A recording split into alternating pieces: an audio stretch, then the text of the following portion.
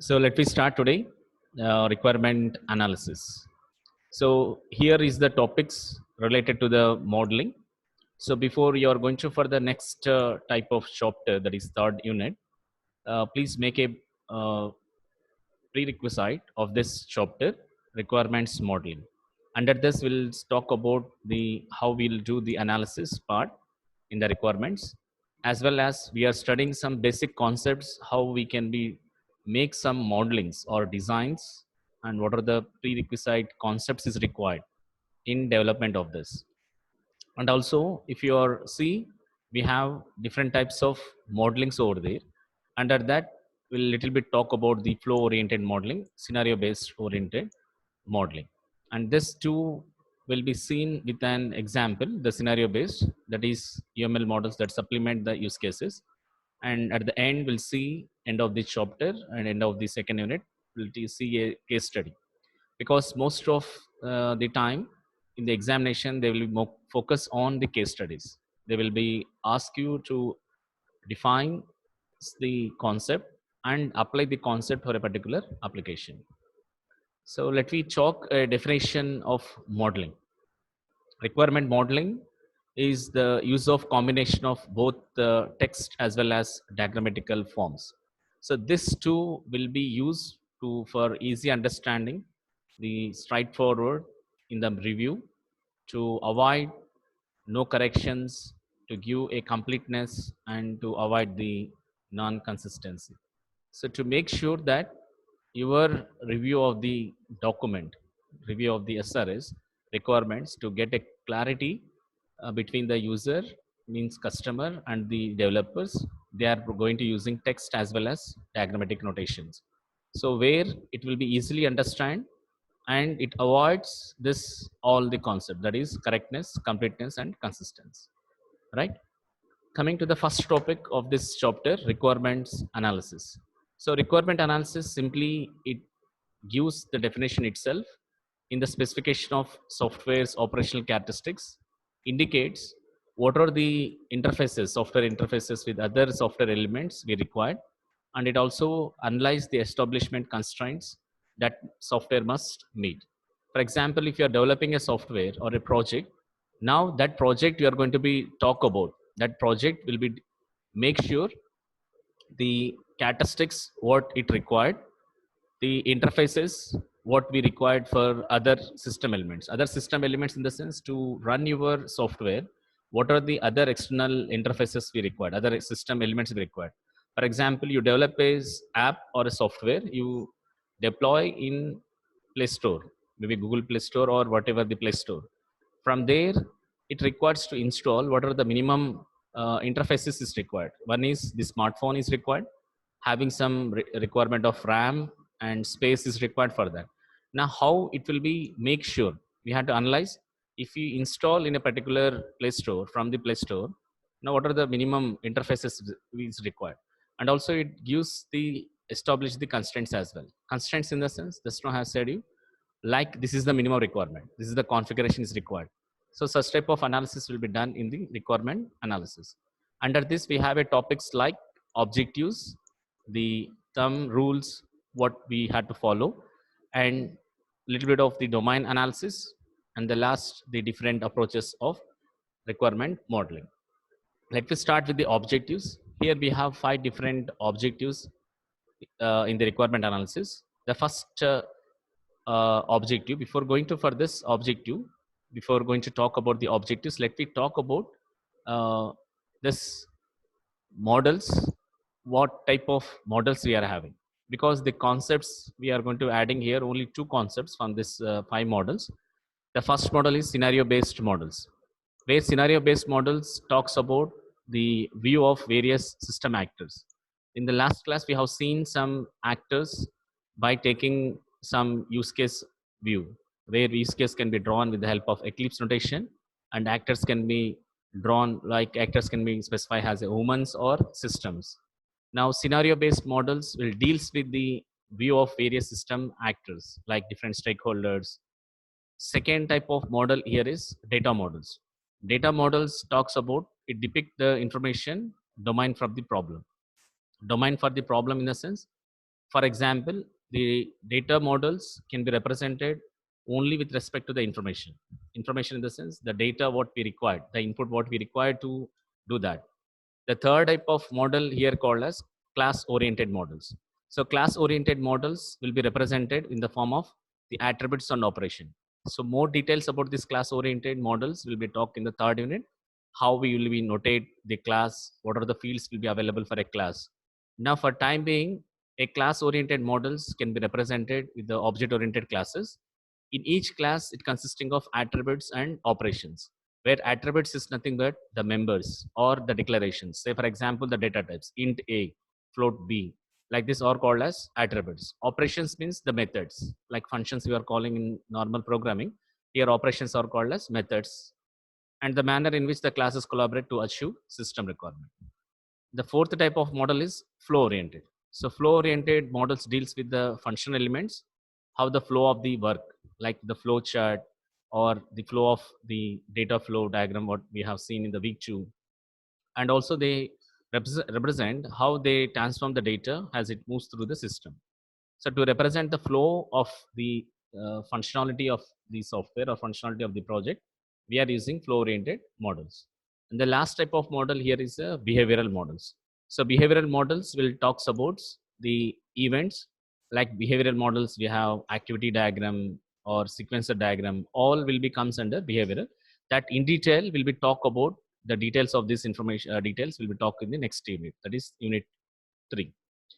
It simply talks about behavior models, how the system or software behaves for a particular input, how it will be triggered that particular event. Now, what type of actions will be done for a particular input. So these are the different types of models are available. One is scenario-based model, data models, class-oriented models, flow-oriented models. The last is behavioral models. If you see what actually the requirement model deals is, it gives the gap. It act as a gap, or it fulfill a gap or a bridge between system description as well as design model. Between these two, it will act as a bridge between the system description and as well as the design model. So that is the weightage of analysis model or requirement model over here. So description in the sense what you collected in the communication framework activity. The first phase is communication. There you are collecting the description, system description for that, and the next phase design model. Between these two, it will talk about the analysis model. And coming to the first subheading under the requirement analysis, that is objectives. So here we have three different primary objectives are there. It describes what the customer requires. The second, it establishes a basis for the creation of a software design. And the third one, to define a set of requirements that can be validated once the software is built. So these three objectives, the first is it describes what actually the customer is required, and it makes some establishment the basis for the creation of the software design. Already we have just now seen one figure. It acts as between the system description as well as the design model. It will fulfill a bridge. Now it defines some set of requirements. Why means to validate whether it is correctly giving satisfying the customer requirement or not. So these are the three different objectives are there in this requirement analysis. The second subheading is talks about the analysis rules of thumb. We need to follow some rules of thumb. Rules of thumb means mandatory instructions we had to follow. The first rule of thumb it is going to be talking over here is the model should focus on requirements that are visible within the problem or business domain. The level of abstraction should be relatively high. The meaning of here is it focuses on the requirements, no doubt about that one. The requirements should be visible. The requirement, whatever it is, it should be visible within the problem or the business domain. Means whatever you are going to using, it should be not hide. It should not be not invisible. It should be visible inside the model, how it will be act as. And the level of abstract means what? The details should be relatively high details has to be provided in this one. That is the first rule of thumb. If you hide the requirement, definitely the development side, the design also it not give that much of weightage. The second is each element of the requirement model should add to our overall understanding of software requirement and provide insight into the information domain, functions, behavior of the system. The meaning overall here is, if you see here, if you see overall here, right? If you see this, each element means what?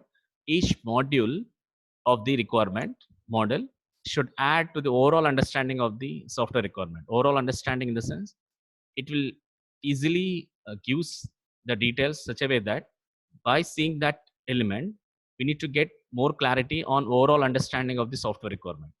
And inside, it also needs to give information domain, the functions, the behavior of the system. Total details should be very clear in each element of that. So the domain, which domain of the information going to using, the front end, back end, middleware, and what are the internal functions going to using, how the behavior means when you are pressing anything in the software or any activities you are going to doing over there, how the behavior of the system will look like. So that detailed information has to provide in each element.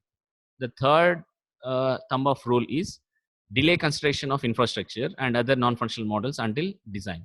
Delay consideration in the sense, like to develop that what sort of the infrastructure is required, and also it has to very clearly need to say the NFR, non-functional requirements. So until we have completed the design model, because until unless we not sign out the design model, we had to give some support in the form of for the infrastructure as well as for the NFR. Why we are talking NFR here is we had to neatly specify the LETs, that is scalability, security, reliability, all such type of things we had to give support over there. That is the third thumb rule. Means when they are going to developing the project, we had to give from the developer side, from the company side, the infrastructure support as well as NFR.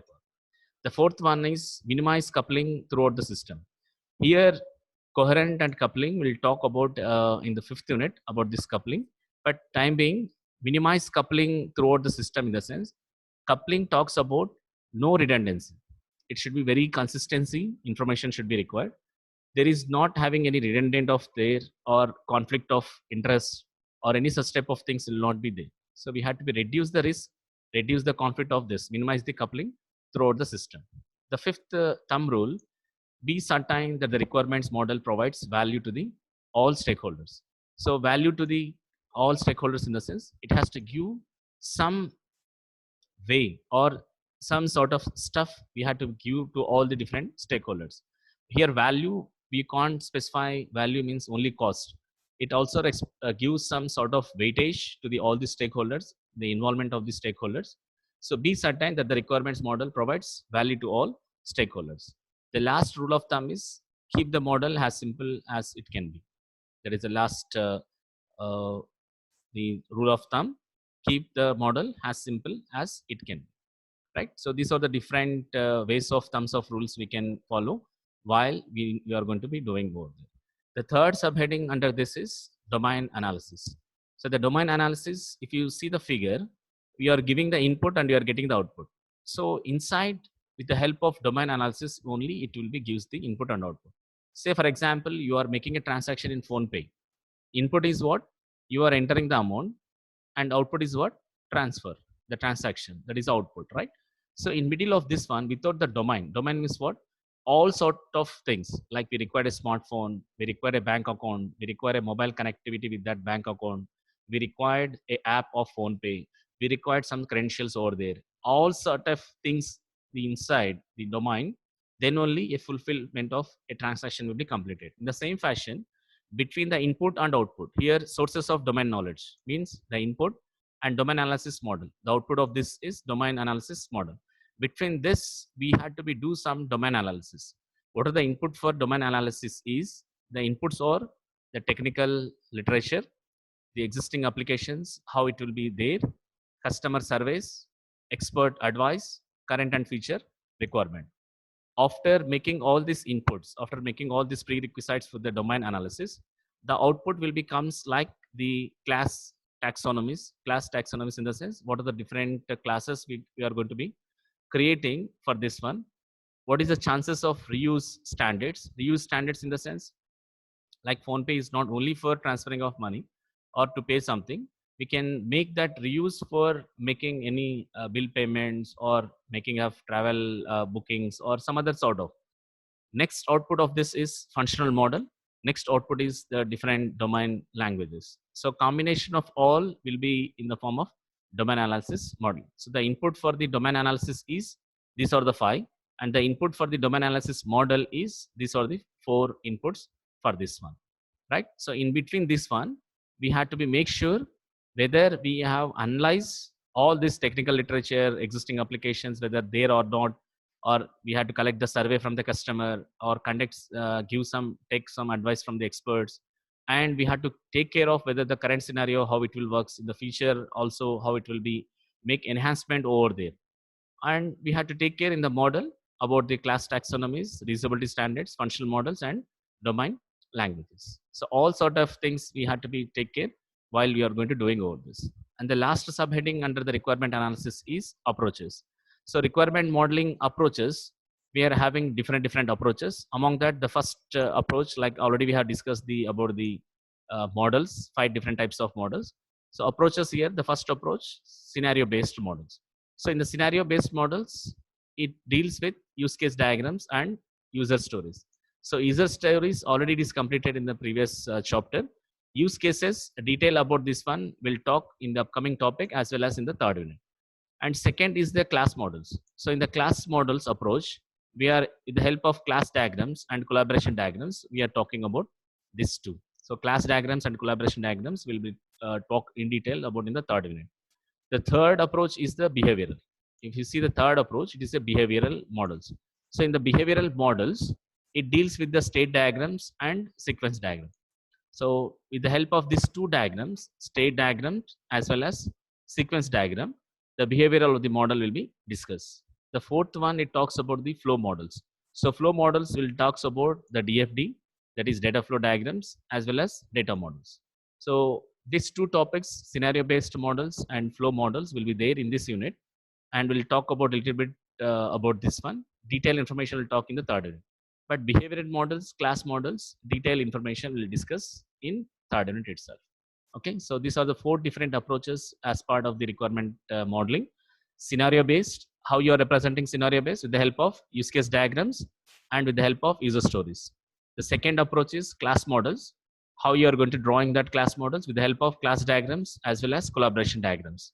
The third approach is behavioral models, how you are representing behavioral models with the help of state diagrams and with the help of sequence diagram. The fourth is flow models, how we are going to representing flow models with the help of data flow diagrams. DFD stands for data flow diagrams and also data models. So these are the 4 different things what we are covering in requirement analysis. So in this class, we have talked about the definition of requirement modeling and what actually in the requirement analysis we are doing, and the subheadings like objectives, analysis, rules of thumb, domain analysis, requirement modeling approaches. And also we have seen the different types of models and one graphical representation, how the connectivity between the system description and design model with the help of analysis model. So 3 objectives are there, and these are the thumb rules, 6 thumb rules are there, and a graphical representation for domain analysis as well as a graphical representation for the approaches. So in the point of this in the examination, it's a very important topic. You please make sure all these headings are covering on. So that's about the requirement analysis.